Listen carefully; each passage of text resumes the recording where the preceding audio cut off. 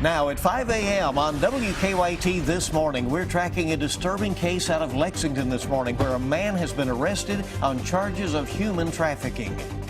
As we prepare for more storms today, we have a look at the damage that storms and a tornado even caused yesterday in Kentucky. Sometimes these storms can interact with each other and have a little spin-up tornado. That's what we saw yesterday, but the flood threat is my main concern. The next couple of days, and I'll take you into those details in just a few minutes. Tracking, alerting, protecting. This is WKYT This Morning.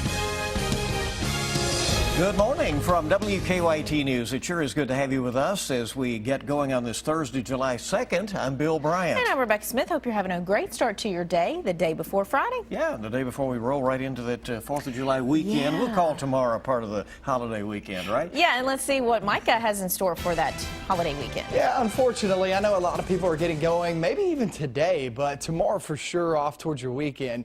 And it just looks messy. It really does. We have the showers and thunderstorms down toward the south and southwest.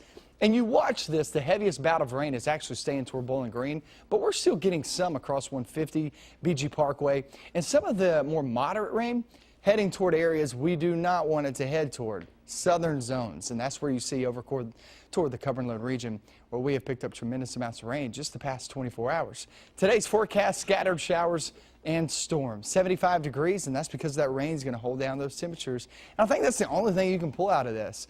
Those temperatures have been way down. That's going to last throughout your weekend. But all in all, our focus, that flood threat, and I'll have that coming up in a few minutes. Okay, we'll see you in a bit. As Micah just said, today is a first alert severe weather day once again.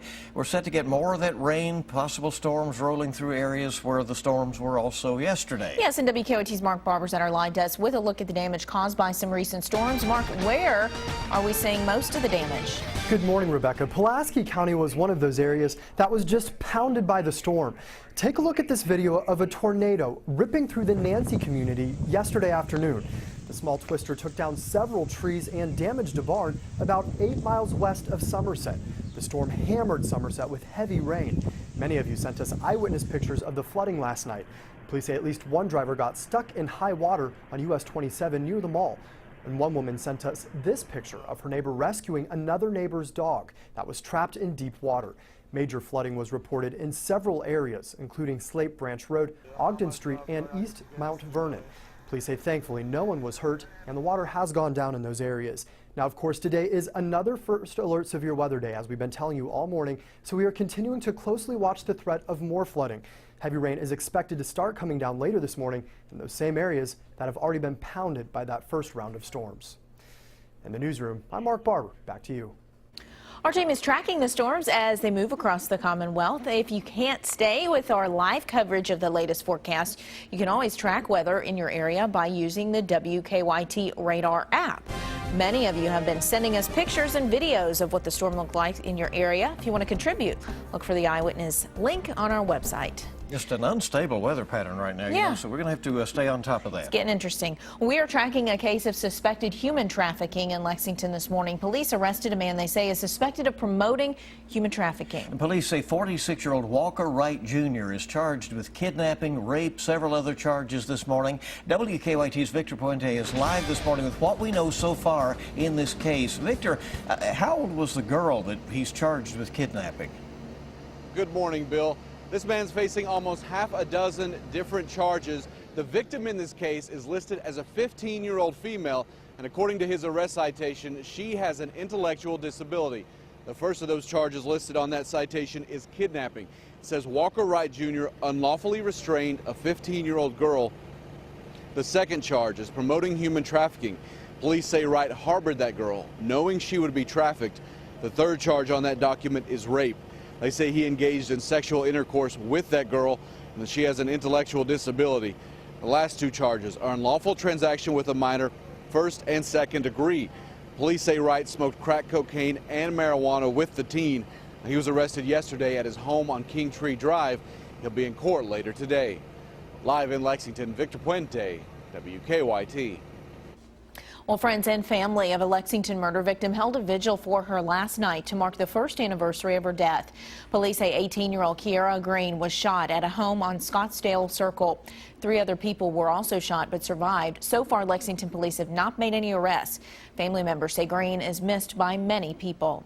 She was funny, goofy, always there to cheer you up if you need anything, easy to talk to, just there for her family and friends.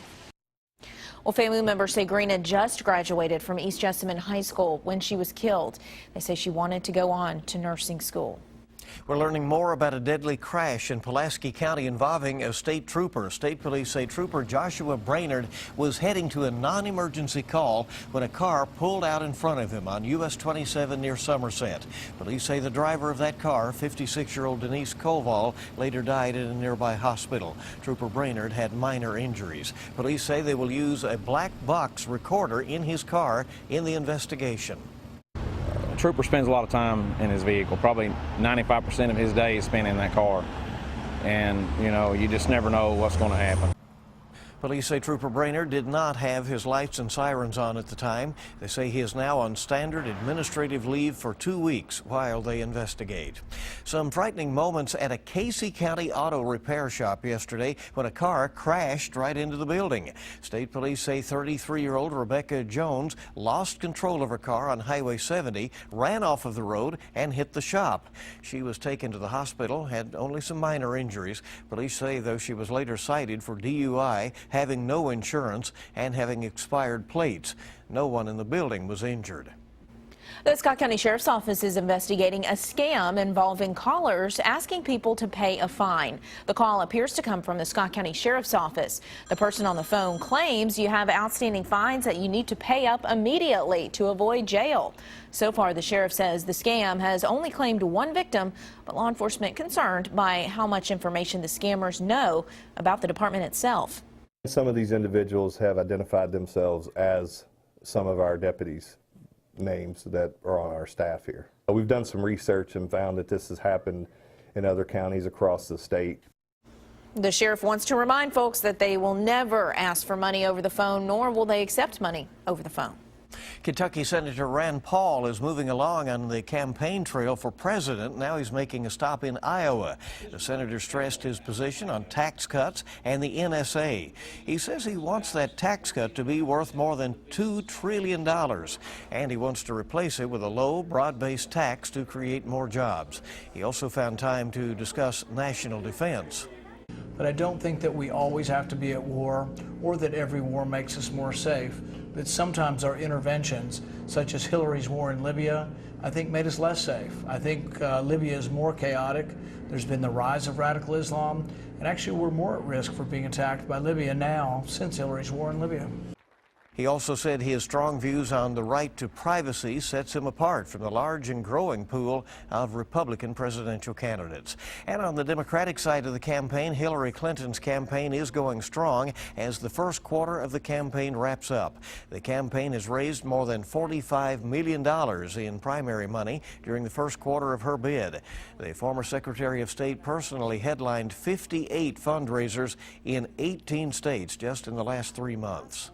WKYT this morning just getting started. Our time is 5:08, and it's great to have you up and at it with us as you get going. A popular board game character will be standing by a famous sculpture at the Iowa State Fair this year. We'll tell you what it is made out of. May be interesting to you in about 5 minutes. Also, TGI Fridays offering up a new reason to really like Fridays. We'll tell you about their new social media campaign. That's coming up in Consumer News. Focusing outside on the rain again this morning and toward the afternoon too. Becomes more scattered for a lot of people this afternoon. I'll take you into that flood threat forecast coming up.